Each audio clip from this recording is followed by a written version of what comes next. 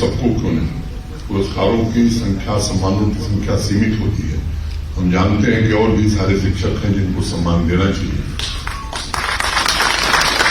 लेकिन संख्या सीमित होने के कारण हम सबको सम्मानित नहीं कर पाते हैं। आप में से अनेक लोगों को ये बात मालूम है कि डॉक्टर सर्वपल्ली राधाकृष्णन जी बनारस हिंदू यूनिवर्सिटी काशी विश्वविद्यालय के वाइस चांसलर भी थे, और उसके पश्चात 3 साल तक जो फॉर्मर सोवियत यूनियन था उसमें भारत के राजदूत और एम्बेसडर थे। 52 से लेकर 1952 से 62 तक वो हमारे वाइस प्रेसिडेंट थे और 1962 में देश के राष्ट्रपति बने। अब पूरे उनके जीवन का मूल्यांकन अगर आप करेंगे तो इतने महत्वपूर्ण पदों पर रहने के बावजूद सदैव अपने को विशुद्ध टीचर मानते थे। ये सबसे बड़ी विशेषता थी। वो जितना शिक्षक के रूप में अपने दायित्व को निभाते थे उससे बेहतर स्टूडेंट की तरह जीवन भर व्यवहार करते थे। और शिक्षक का जो सबसे बड़ा गुण होना चाहिए, शिक्षक तो रहे लेकिन जीवन भर स्टूडेंट की तरह व्यवहार करे, ये बड़ा आवश्यक है। डॉक्टर राधाकृष्णन के अंदर शिक्षक तो जीवित था ही, लेकिन एक स्टूडेंट की तरह हर समय कुछ न कुछ नया सीखना, एक नए प्रकार की जिज्ञासा उनमें जीवंत थी, इसलिए उस आदर्श शिक्षक थे। जब वो देश के उपराष्ट्रपति वाइस प्रेसिडेंट बन गए तो उन्हें एक बात पता लगी कि बाबा शिवपुरी एक संत थे, पूरे दुनिया भर घूम करके वापस आए थे और बड़ी चर्चा थी कि उनका जो नॉलेज है, उनका जो ज्ञान है वो किताबी नहीं है बल्कि अनुभव पर आधारित है। वाइस प्रेसिडेंट रहते हुए डॉक्टर राधाकृष्णन ने तय किया कि मुझे उनसे मिलना चाहिए। उम्र भी हो गई थी, बावजूद इसके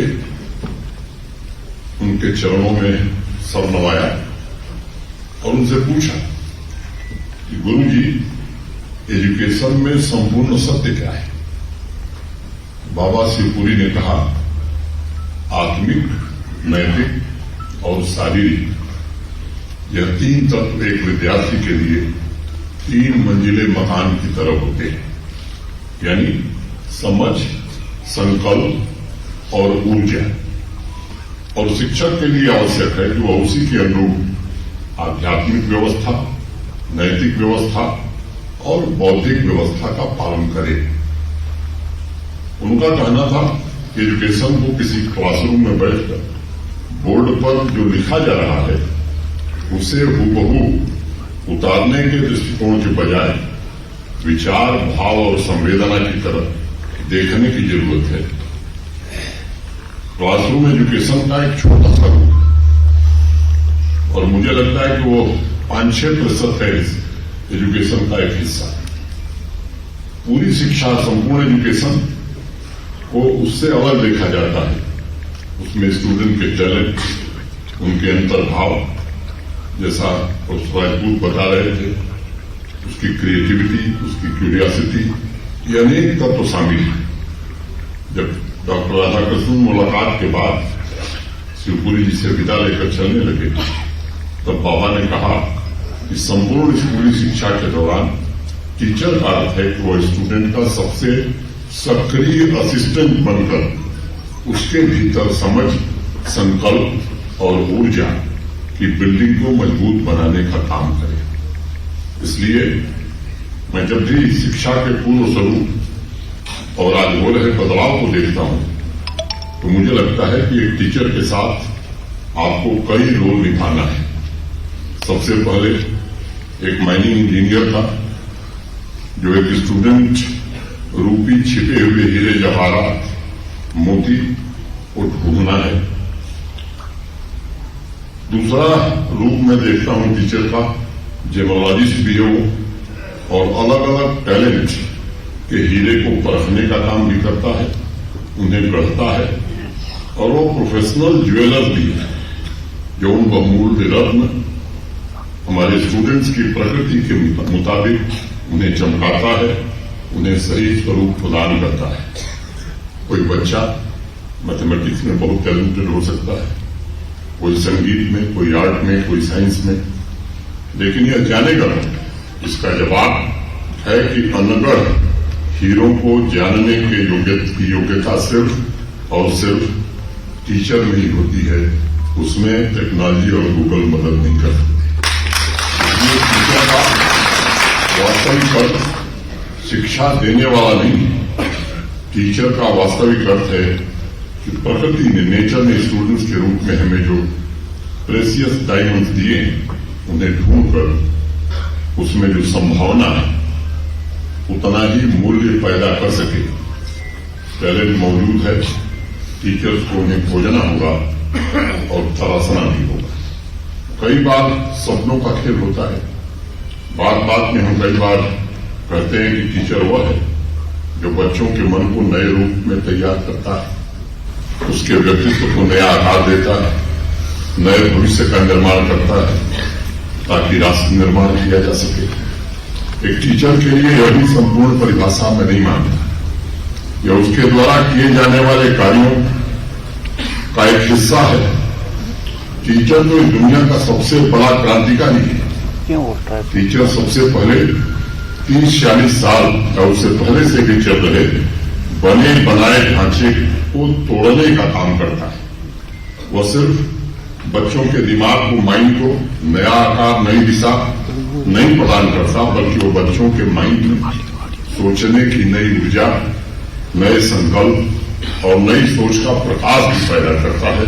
और मैं मानता हूं कि सबसे बड़ा टीचर वही है जो अपने क्लास में टेस्ट के दौरान फर्स्ट स्थान पाने वाले स्टूडेंट को रिवार्ड नहीं देता, बल्कि वह टॉपर्स की लाइनों को तोड़कर सभी को समान रूप से उनके अनोखेपन, उनके यूनिकनेस के लिए सम्मानित करता है। और एजुकेशन का, शिक्षा का जो लक्ष्य कॉम्पिटिटिव माइंड नहीं बल्कि क्रिएटिव एंड क्यूरियस माइंड तैयार करना है। अल्बर्ट आइंस्टाइन का जिक्र हुआ जहां, वो जब अपने स्टूडेंट्स को पढ़ाते थे वो एक बात कहते थे कि मैं अपने स्टूडेंट्स को पढ़ाता नहीं, मैं एक ऐसा वातावरण तैयार करता हूं जिसमें वो सीख सके, क्योंकि अगर उसे कुछ याद करा दिया गया, रटा दिया गया, तो शायद वह जीवन में एक स्थान से बी स्थान की यात्रा तय कर सकता है। लेकिन अगर उसने सीख लिया तो उसकी कल्पना स्वयं विकसित हो जाएगी, फिर पूरी दुनिया उसके लिए छोटी पड़ जाएगी। इसलिए मैं मानता हूं कि टीचर का सबसे बड़ा रोल यह है वो क्लासरूम में क्रिएटिविटी को पैदा करे, आने दे। हर एक टीचर के भीतर इतना साहस जरूर होना चाहिए, वह पुरानी धारणाओं को समाप्त करके बच्चों को स्वयं अपनी सृजनशीलता विकसित करने में मदद करें। पिछले कुछ वर्षों में दुनिया भर में अनेक शोध, अनेक रिसर्च हुए जिनका कहना है कि ऐसे बच्चे जिन्हें टेस्टिंग के बोझ से हटाकर क्रिएटिव वातावरण दिया गया, उन बच्चों का मोटिवेशन लेवल, सेल्फ स्टीम बाकी बच्चों से बेहतर है। इस साल मई महीने में ब्रायंट यूनिवर्सिटी एक उसने रिसर्च की जिसके मुताबिक क्लासरूम में अगर क्रिएटिविटी को आप प्रमोट करते हैं तो स्टूडेंट्स में इमेजिनेशन। सुप्रीम कोर्ट में धारा 370 पर आज 15वें दिन की सुनवाई। याचिकाकर्ता रखेंगे पक्ष, केंद्र के इस फैसले का समर्थन करने वाले रख रहे हैं पक्ष। उमर अब्दुल्ला पहुंचे सुप्रीम कोर्ट। बारामूला में लश्कर के 2 ओवरग्राउंड वर्कर यानी OGW गिरफ्तार, हथियार और गोला बारूद बरामद। जांच के दौरान हुआ खुलासा कि सरहद पार से अपने आकाओं के यानी पाकिस्तान में बैठे आकाओं के हिदायत पे कर रहे थे काम। राजौरी में सरोज बाला ने किया आज बंद का आह्वान। ढांगरी के प्राइवेट स्कूलों ने किया बंद का समर्थन। ढांगरी आतंकी हमले में 2 बच्चों को खो चुकी हैं सरोज बाला। केंद्रीय मंत्री नितिन गडकरी ने किया ट्वीट, खिलानी सुरंग को 2 लेन में किया जा रहा है अपग्रेड, पहुंच को बढ़ावा देना है उद्देश्य। पुलवामा जिले की क्वैल इलाके की नबी आबाद कॉलोनी बुनियादी सुविधाओं से है वंचित। कॉलोनी में बिजली व्यवस्था बिगड़ गई है पूरी तरह से। भद्रवाह में आयुष्मान भारत अभियान के तहत कार्यक्रम निःशुल्क मल्टी स्पेशलिटी स्वास्थ्य जांच प्रेजेंटेड बाय एक अनोखी खुशबू ब्लैकस्टोन अगरबत्ती। रियासी के कालाबन में आतंकी और सुरक्षा बलों के बीच मुठभेड़, एक आतंकी ढेर जबकि दूसरा आतंकी घायल। इलाके में सुरक्षा बलों का ऑपरेशन जारी। किश्तवाड़ में आतंकी ठिकाने का भांडाफोड़, पुलिस और 26 आरआर की संयुक्त कार्रवाई।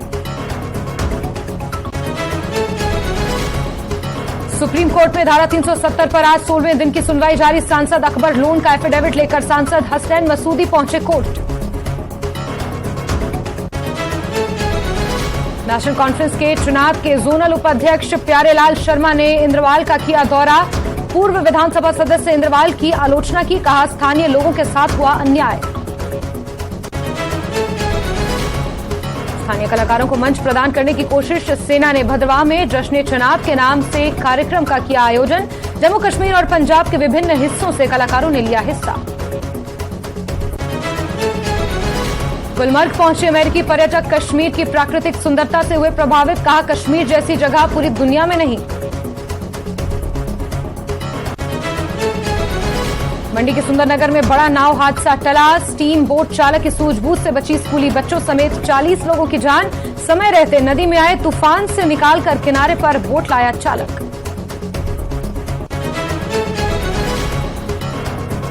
सुखू सरकार ने किया बड़ा प्रशासनिक फेरबदल, 8 आईएएस अधिकारियों के तबादले और अतिरिक्त कार्यभार सौंपा। डॉक्टर अभिषेक जैन को गृह सचिव, विजिलेंस और सूचना प्रौद्योगिकी की भी जिम्मेदारी। सीएम सुखविंदर सिंह सुक्खू के 2 दिवसीय हमीरपुर दौरे का आज दूसरा दिन। पहले दिन सीएम ने नादौन में की मुख्यमंत्री सबल योजना लॉन्च। 120 से ज्यादा दिव्यांग बच्चों को दिए गए सहायता उपकरण। शिमला में शिक्षक दिवस पर राजभवन में कार्यक्रम। राज्यपाल शिव प्रताप शुक्ल ने राज्य स्तरीय पुरस्कार से 13 शिक्षकों को नवाजा। शिक्षा मंत्री रोहित ठाकुर और सीपीएस आशीष बुटेल समेत कई आला अधिकारी रहे मौजूद।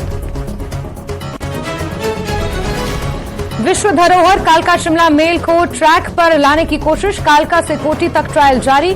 कोटी से शिमला तक ट्रैक की मरम्मत पर काम।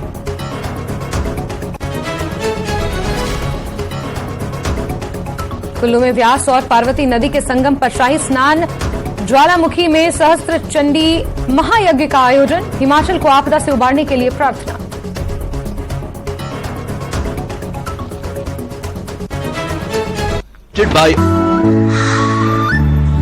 एक अनोखी खुशबू ब्लैकस्टोन अगरबत्ती।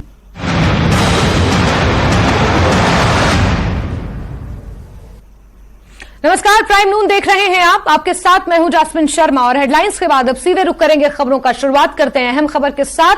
आर्टिकल 370 के निरस्त करने के खिलाफ दायर याचिकाओं पर सुप्रीम कोर्ट में सुनवाई का आज 16वां दिन है। संविधान खंडपीठ के सामने सुनवाई के दौरान वकील कपिल सिब्बल ने दलीलें दी, तो दूसरी ओर सॉलिसिटर जनरल तुषार मेहता ने अकबर लोन के देश विरोधी बयान का जिक्र करते हुए हलफनामा दाखिल किया और कहा कि सुप्रीम कोर्ट को यह हलफनामा देखना चाहिए। वहीं सांसद अकबर लोन का एफिडेविट लेकर सांसद हसनैन मसूदी दिल्ली सुप्रीम कोर्ट पहुंचे हैं। इस दौरान उनके वकील गोपाल शंकर नारायण ने कहा कि आर्टिकल 370 को हटाने के खिलाफ याचिका दाखिल करने के चलते सरकार की ओर से उन्हें कहा जा रहा है कि वो अलगाववादी एजेंडे को शह दे रहे हैं। इस पर सीजेआई ने कहा कि आर्टिकल 32 के तहत अपने संवैधानिक अधिकारों की रक्षा के लिए कोई भी कोर्ट का रुख कर सकता है और कोर्ट का रुख करने वाले किसी शख्स की दलील को इस लिहाज से नहीं ठुकराया जा सकता कि वो एक एजेंडा विशेष को फॉलो कर रहा है। सरकार की ओर से अटॉर्नी जनरल या सॉलिसिटर जनरल की ओर से भी ऐसा अभी तक नहीं कहा गया है। उन्होंने ये भी कहा कि इस केस के सिर्फ संवैधानिक पहलुओं पर अपनी बात रखी है।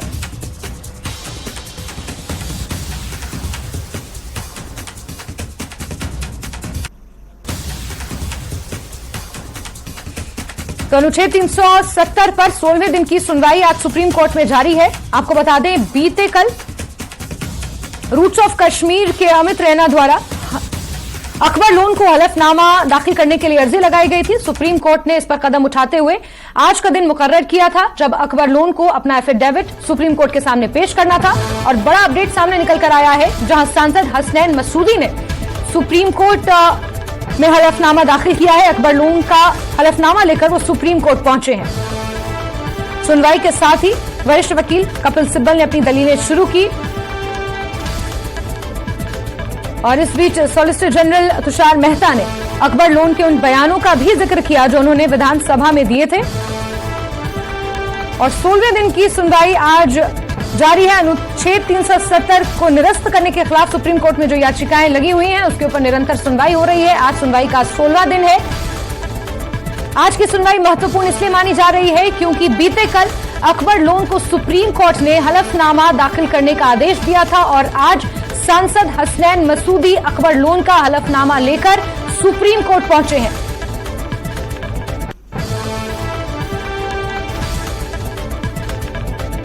और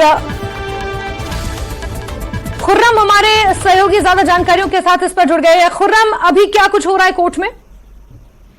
देखिए, अभी तो जो दलीलें हैं वो रखी जा रही हैं और चाहे सेंट्रल गवर्नमेंट हो, तुषार मेहता हो, सॉलिसिटर जनरल हो या फिर कपिल सिब्बल हो, ये तमाम जो है लोग सॉलिसिटर जनरल हो या फिर कपिल सिब्बल हो, ये तमाम जो है लोग हैं जो काउंटर दलीलें रखी जानी है। और खासतौर से तुषार मेहता की तरफ से इस मामले को दोबारा से उठाया गया कि जैसे कि आपने देखा था कि अकबर लोन का जो इशू है, जिस तरीके से सुप्रीम कोर्ट में कल रूट्स इन कश्मीर की तरफ से एक इंफॉर्मेशन दी गई थी और एक एफिडेविट फाइल किया गया था जिसमें कहा गया था कि अकबर लोन जो है वो पाकिस्तानी कनेक्शन रखते हैं, उन्होंने पाकिस्तान जिंदाबाद के नारे लगाए हैं। तो उस पर सुप्रीम कोर्ट ने एक हलफनामा दाखिल करने के लिए कहा था जिसमें 3 चीजों का खासतौर से जिक्र करने के लिए कहा था कि वो भारत के संविधान में विश्वास रखते हैं, साथ ही साथ भारत की संप्रभुता और साथ ही साथ भारत की अखंडता यानी कि जम्मू कश्मीर भारत का अभिन्न अंग है।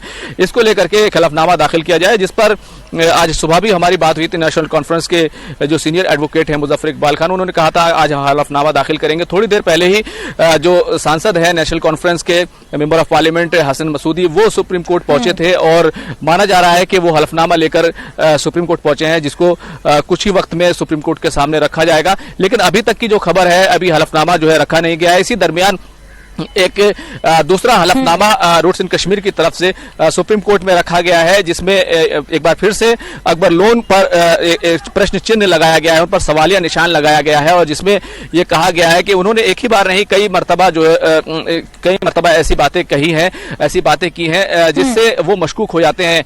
और इस पूरी बात को तुषार मेहता ने आज जो सॉलिसिटर जनरल है उन्होंने इस बात को फिर से सुप्रीम कोर्ट के सामने रखा। हालांकि कपिल सिब्बल कल ही इस बात को कह रहे थे कि ये मामला सिर्फ खबर बनाने के लिए है। नेशनल कॉन्फ्रेंस की तरफ से थोड़ी देर पहले ही मेरी हसनैन मसूदी साहब से बात हुई है।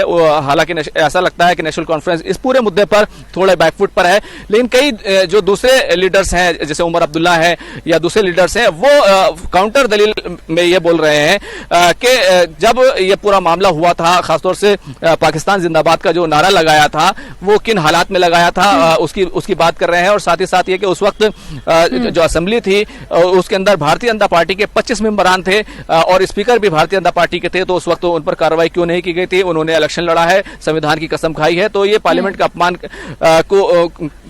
अपमान भी बताने की कोशिश की जा रही है। कुल मिलाकर जो सियासी तकरार है वो इस पूरे मामले पर देखने के लिए मिल रही है और अकबर लोन का मामला कहीं ना कहीं पूरी तरीके से छाया हुआ है। लगातार इस तरह की बातें यहाँ पर कही जा रही हैं कि अकबर लोन खुद भी सुप्रीम कोर्ट पहुंच सकते हैं, लेकिन अभी नेशनल कॉन्फ्रेंस के जो जराए हैं, विश्वसनीय जराए हैं, बावसूख जराए हैं, उन्होंने इस ये बात साफ की है कि अकबर लोन बीमार हैं, वो सुप्रीम कोर्ट नहीं आ रहे हैं।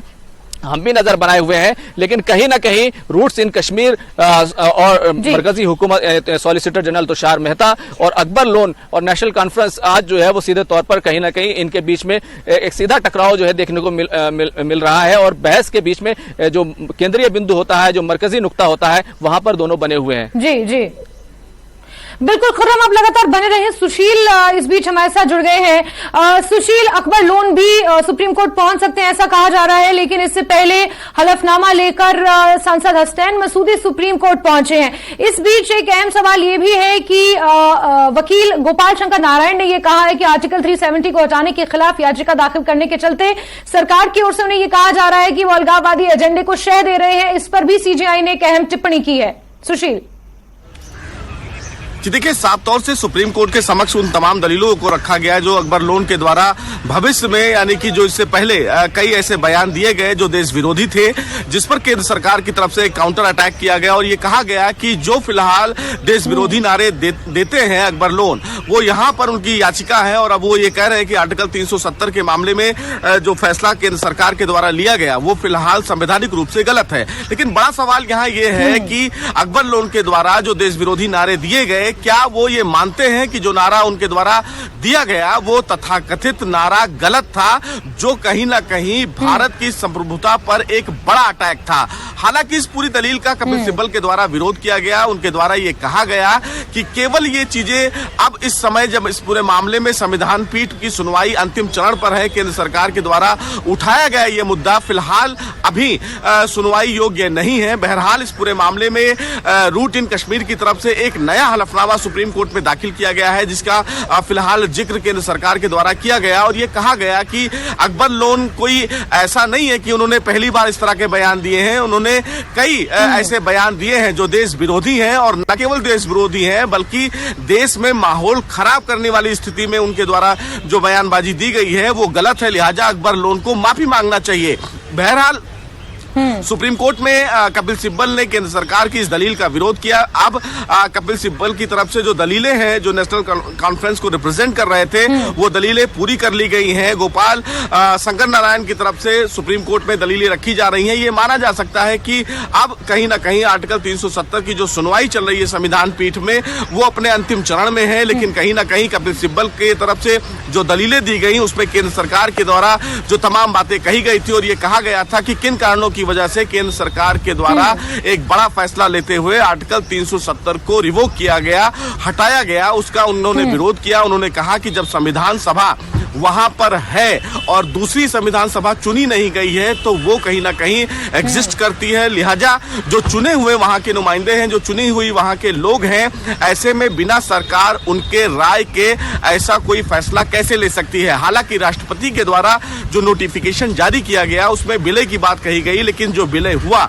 उस विलय में संविधान सभा के द्वारा भी कहीं ना कहीं इजाजत लेना बेहद आवश्यक है। और इसी दलील पर फिलहाल कपिल सिब्बल की तरफ से जो अपनी बातें हैं वो सुप्रीम कोर्ट के समक्ष रखी गई।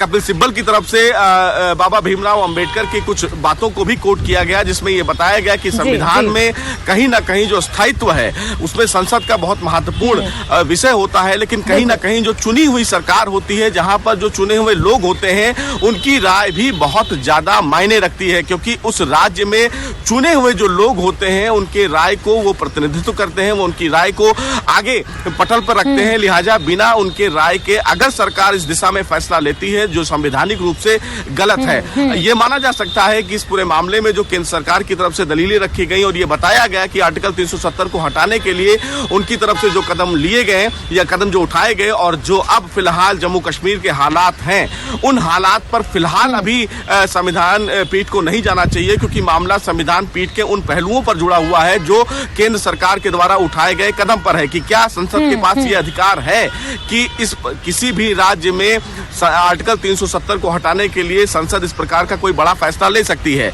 तो अब ये माना जा सकता है कि कहीं ना कहीं जो दलीलें हैं आर्टिकल 370 के मामले में वो लगभग कॉन्क्लूड हो चुकी हैं। कपिल सिब्बल जो इस पूरे मामले में एक बड़े एडवोकेट माने जाते हैं, उनकी तरफ से दलीलें पूरी कर ली गई हैं। जो और पक्षकार हैं वो फिलहाल अभी कोर्ट में अपनी दलीलें रख रहे हैं, लेकिन ये माना जा सकता है कि आज या कल इस पूरे मामले में जो संविधान पीठ की जो सुनवाई है वो लगभग पूरी हो जाए और सुप्रीम कोर्ट इस पूरे मामले में अपना फैसला सुरक्षित रख सकता है। जी ठीक है। सुशील, एक आखिरी सवाल, उस हलफनामे को लेकर क्या जो सांसद हसनैन मसूदी लेकर पहुंचे सुप्रीम कोर्ट, क्या उस हलफनामे को सीजीआई के सामने प्रस्तुत किया जा चुका है, पेश किया जा चुका है?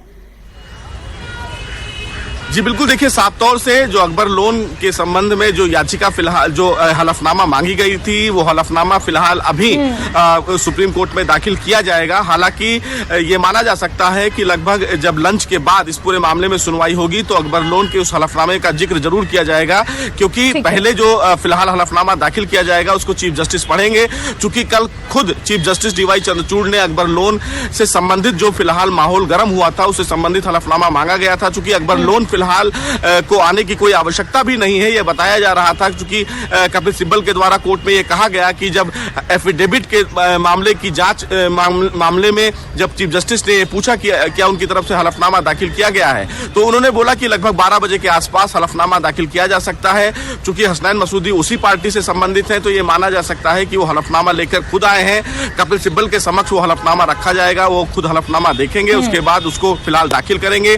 उसकी एक कॉपी केंद्र सरकार को भी दी जाएगी। हलफनामे का जिक्र कहीं ना कहीं जब 2 बजे दोबारा बेंच बैठेगी तो ये माना जा सकता है कि उस हलफनामे पर कहीं ना कहीं जो सुनवाई है वो देखी जा सकती है। लेकिन ये अपने आप में एक महत्वपूर्ण विषय है क्योंकि केंद्र सरकार ने अकबर लोन के द्वारा दिए गए बयान पर आपत्ति दर्ज कराई है। अब देखना बेहद अहम होगा कि हलफनामे में अकबर लोन ने क्या कुछ कहा है, क्योंकि रूट इन कश्मीर की तरफ से अकबर लोन के द्वारा दिए गए बयान का जिक्र किया गया है और ये मांग की गई है सुप्रीम कोर्ट से कि उनके इस हलफनामे को भी रिकॉर्ड पर लिया जाए।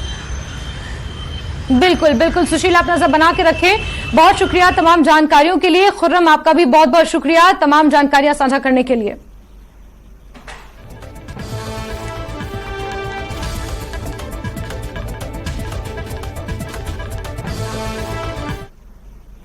चलिए आगे बढ़ते हैं और रियासी की कालाबन में आतंकियों और सुरक्षा बलों के बीच मुठभेड़ में एक आतंकवादी ढेर हो गया है, जबकि एक आतंकवादी जख्मी बताया जा रहा है। इलाके में सुरक्षा बलों का ऑपरेशन अभी भी जारी है। बताया जा रहा है कि आतंकियों के इरादे बेहद खतरनाक थे, लेकिन सुरक्षा बलों ने समय रहते आतंकियों को घेर लिया और उन्हें मार गिराने के लिए ऑपरेशन शुरू किया है, जो ऑपरेशन अभी भी जारी है।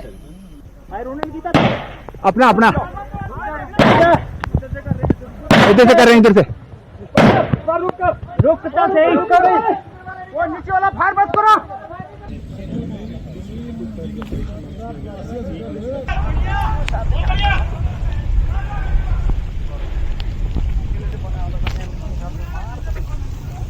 रियासी जिले के कालाबन इलाके में हम इस समय मौजूद हैं। ये पुलिस स्टेशन चसाना के अंतर्गत ये इलाका आता है और यहाँ पर बीते कल से ही सुरक्षा बलों और आतंकियों के बीच जो है वो मुठभेड़ लगातार जारी है और ये आप सुन सकते हैं, ये लगातार जो फायरिंग की आवाज जो है वो दोनों तरफ से लगातार चल रही है। ये दूसरा आतंकी जो है वो घायल आतंकी है और घायल आतंकी भी लगातार नुकसान पहुंचाने की कोशिश में लगातार बना हुआ है।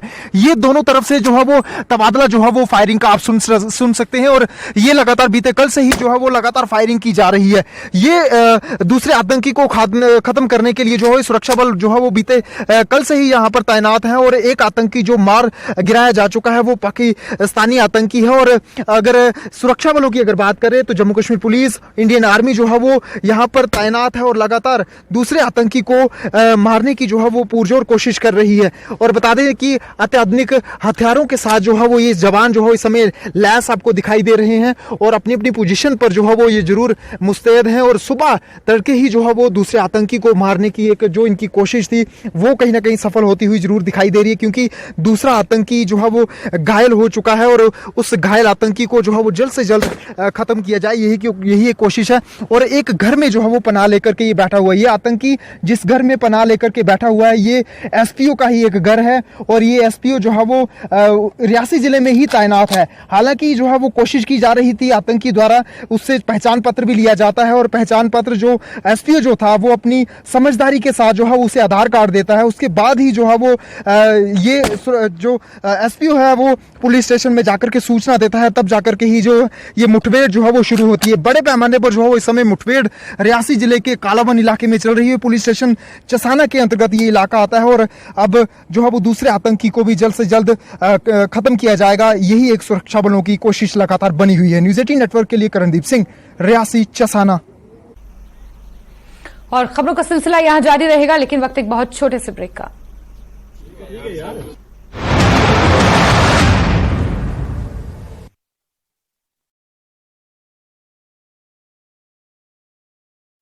सुप्रीम कोर्ट में धारा 370 पर आज 15वें दिन की सुनवाई। याचिकाकर्ता रखेंगे पक्ष। केंद्र के इस फैसले का समर्थन करने वाले रख रहे हैं पक्ष। उमर अब्दुल्ला पहुंचे सुप्रीम कोर्ट।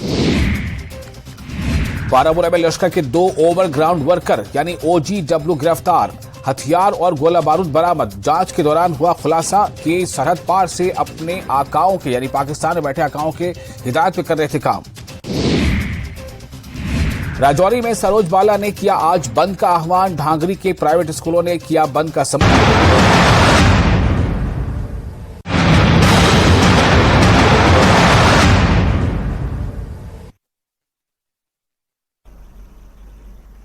और ब्रेक के बाद आगे बढ़ते हैं, बात करेंगे एक महत्वपूर्ण खबर की। G20 के मौके पर राष्ट्रपति का न्योता आया है। रात्रि भोज के न्योते में प्रेसिडेंट ऑफ भारत का इस्तेमाल G20 के मौके पर किया गया है। रात्रि भोज का आयोजन होना है और निमंत्रण में प्रेसिडेंट ऑफ इंडिया की जगह प्रेसिडेंट ऑफ भारत का इस्तेमाल किया गया है। आपको बड़ी खबर बता रहे हैं, जहां आगामी संसद सत्र में सरकार इसको लेकर प्रस्ताव भी ला सकती है। सूत्रों के हवाले से यह खबर है, इंडिया की जगह भारत शब्द का प्रयोग किया जाए, इसको लेकर संसद के इस स्पेशल सत्र में सरकार एक प्रस्ताव ला सकती है। और ये टीवी स्क्रीन पर आप तस्वीर देख रहे हैं, ये G20 के मौके पर रात्रि भोज का निमंत्रण पत्र है, जिसमें द प्रेसिडेंट ऑफ इंडिया की जगह द प्रेसिडेंट ऑफ भारत का इस्तेमाल किया गया है। और इसी के मद्देनजर सूत्रों के हवाले से एक अहम जानकारी मिल रही है, जहां आगामी संसद सत्र में सरकार इसको लेकर एक प्रस्ताव भी ला सकती है, जहां इंडिया की जगह भारत शब्द का इस्तेमाल किया जाए। ऐसा प्रस्ताव सरकार इस संसद सत्र में ला सकती है।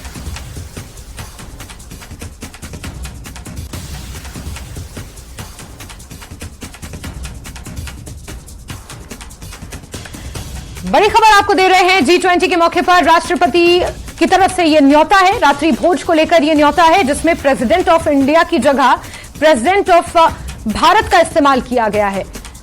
और इसी पर बड़ा अपडेट निकल कर आया है, जहां संसद के इस विशेष सत्र में सरकार इसको लेकर एक प्रस्ताव भी लाने की तैयारी कर रही है, जहां इंडिया की जगह भारत शब्द के प्रयोग का यह प्रस्ताव होगा, जो संसद के विशेष सत्र में सरकार लाने की तैयारी कर रही है। सूत्रों के हवाले से ये अपडेट आपको दे रहे हैं। तो इस वक्त की बेहद अहम खबर, आप अपनी टीवी स्क्रीन पर यह तस्वीर देख रहे हैं। G20 के मद्देनजर रात्रि भोज का यह न्योता है, जो प्रेसिडेंट की तरफ से निमंत्रण पत्र छापा गया है, उसमें द प्रेसिडेंट ऑफ इंडिया की जगह द प्रेसिडेंट ऑफ भारत का इस्तेमाल किया गया है। और पल्लवी हमारी वरिष्ठ सहयोगी ज्यादा जानकारियों के साथ फोनलाइन पर जुड़ गई हैं। पल्लवी, इस वक्त हम टीवी स्क्रीन पर एक इनविटेशन लेटर देख रहे हैं, जिसमें द प्रेसिडेंट ऑफ इंडिया की जगह लिखा गया है द प्रेसिडेंट ऑफ भारत। और सूत्रों के हवाले से जानकारी यह भी मिल रही है कि जो स्पेशल सत्र यहां पर संसद का होने वाला है, उसमें सरकार इसको लेकर एक प्रस्ताव भी लाने की तैयारी कर रही है, जहां इंडिया की जगह भारत का आगे इस्तेमाल किया जाएगा। पल्लवी। जी बिल्कुल जासमीन, आपको याद होगा जब इंडिया फ्रंट बना था तो उस समय भी बीजेपी ने तंज करते हुए कहा था कि आप अपने आप को इंडिया बुलाते हो, लेकिन भारत नाम कहाँ है, क्या आप अपने आप को भारतीय नहीं समझते? और उसी में बाद में इंडिया फ्रंट ने नीचे जोड़ दिया कि जुड़ेगा भारत, जीतेगा भारत। अब ये दो बातें अहम हैं। सबसे पहले जो इन्विटेशन कार्ड किया है राष्ट्रपति की तरफ से, उसमें साफ साफ जैसे कि आप दिखा रही हैं प्रेसिडेंट ऑफ भारत बताया जा रहा है, यानी कि ये साफ हो गया है कि अब ये सरकार भारत वर्ड यूज करना चाहती है। और जब स्पेशल सत्र की बात बुलाने की बात चल रही है, उसमें ये मुमकिन है कि एक रेजोल्यूशन पारित किया जाएगा, जहाँ पे अमृत काल में कहा जाएगा कि हम भारत भी हैं और इंडिया भी है, और जितना हो सके औपचारिक तरीके से भारत शब्द का इस्तेमाल किया जाए। लेकिन इसको लेके राजनीति एक बार फिर से शुरू हो गई है, जहाँ पे कांग्रेस पार्टी और जयराम रमेश ने एक बार नहीं दो बार ट्वीट करके ये कहा है कि ये एक और कोशिश की जा रही है सरकार द्वारा पूरे संविधान को भंग करने के लिए, और हमारे जो भी मूल वैल्यूज है कॉन्स्टिट्यूशन का, उसको खत्म करने की कोशिश कर रही है ये सरकार। बिल्कुल। साथ ही पल्लवी, अगर राजनीतिक चश्मे से इस चीज को समझा जाए तो कहीं ना कहीं विपक्षी पार्टियां ये भी आरोप लगा रही हैं कि आगामी लोकसभा चुनाव के लिए ये सरकार का एक स्ट्रैटेजिक मूव है। जिस तरीके से हिंदुत्व की बात यहां पर भाजपा करती है, उसी लाइन पर, उसी के मद्देनजर यहां पर ये बदलाव किए जा रहे हैं, ये विपक्षी पार्टियों का आरोप है। सिर्फ हिंदुत्व नहीं है, जैसे मैं ये कहूँगी जहां तक नेशनलिज्म और नेशनल सिक्योरिटी की बात होती है, वैसे में विपक्षी दल खासतौर पर कांग्रेस पार्टी हमेशा से बैकफुट पे रही है, और इस पे फ्रंट फुट पे बीजेपी हमेशा खेलना चाहती है। और ऐसे में बीजेपी इस बात का एक बार फिर से फायदा उठा रही है, कहते हुए कि भारतीयता, भारत, इन सब आइडियाज के खिलाफ है इंडिया फ्रंट। ये लोग हमारे देश के खिलाफ है। कभी कभी तो बीजेपी उनको कहती है कि ये टुकड़े टुकड़े गैंग है जो एक साथ एकजुट हुए हैं, और इसीलिए अगर ये सत्ता में आए तो भारत कभी एक नहीं रह सकता, ना भारत किसी और देश के मुकाबले में बलवान नहीं हो सकता। ठीक है पल्लवी, बहुत शुक्रिया तमाम जानकारियों के लिए। तो आपको बता दें कि द प्रेसिडेंट ऑफ इंडिया की जगह इस न्योते में द प्रेसिडेंट ऑफ भारत लिखा गया है। G20 के मद्देनजर रात्रि भोज का ये न्योता है जिसमें द प्रेसिडेंट ऑफ भारत का जिक्र किया गया है, ना कि द प्रेसिडेंट ऑफ इंडिया।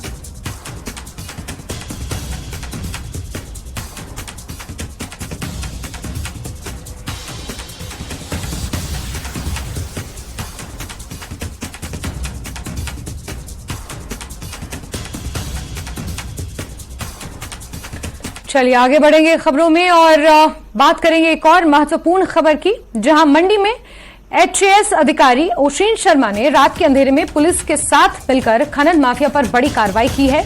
इस कार्रवाई का वीडियो ओशिन शर्मा ने अपने ऑफिशियल फेसबुक अकाउंट पर साझा किया है और लिखा है कि खनन माफिया को किसी भी सूरत में बख्शा नहीं जाएगा। महिला अधिकारी के इस तरह की कार्रवाई के बाद खनन माफिया में हड़कंप मच गया है। महिला अधिकारी की कार्रवाई का ये वीडियो सोशल मीडिया पर जमकर वायरल हो रहा है।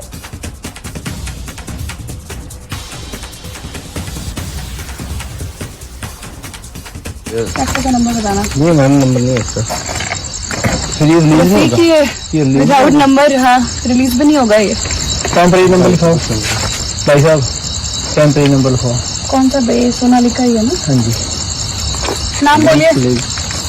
ओनर कौन है इसका? लीला देवी है? लीला देवी लेडी के नाम से? हाँ जी। मैम रहने दो।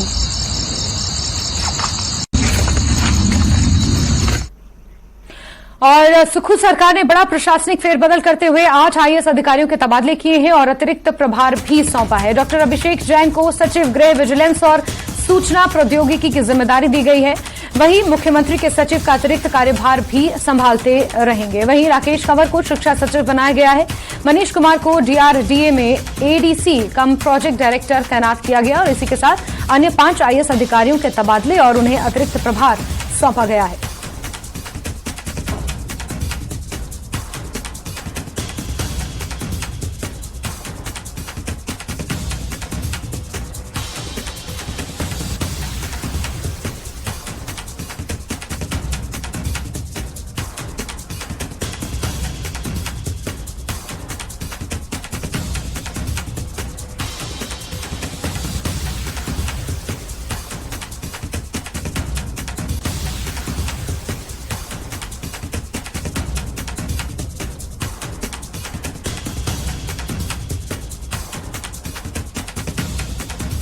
तो बड़ी प्रशासनिक सर्जरी यहां पर सुखू सरकार ने की है और 8 IAS अधिकारियों के तबादले और उन्हें अतिरिक्त प्रभार सौंपा गया है। बड़ा अपडेट आपको बता रहे हैं, रक्षा मंत्री राजनाथ सिंह जम्मू कश्मीर के दौरे पर आने वाले हैं। 12 सितंबर को उनका दौरा तय किया गया है। कई परियोजनाओं का वो यहां पर उद्घाटन करेंगे और रक्षा मंत्री राजनाथ सिंह एक बार फिर जम्मू कश्मीर के दौरे पर आने वाले हैं। 12 सितंबर को उनका दौरा रहने वाला है। जानकारियों के मुताबिक कई परियोजनाओं का रक्षा मंत्री राजनाथ सिंह को उद्घाटन करना है और जम्मू कश्मीर के दौरे पर राजनाथ सिंह एक बार फिर आने वाले हैं। 12 सितंबर का दिन मुकर्रर किया गया है जब रक्षा मंत्री राजनाथ सिंह जम्मू कश्मीर के दौरे पर आएंगे।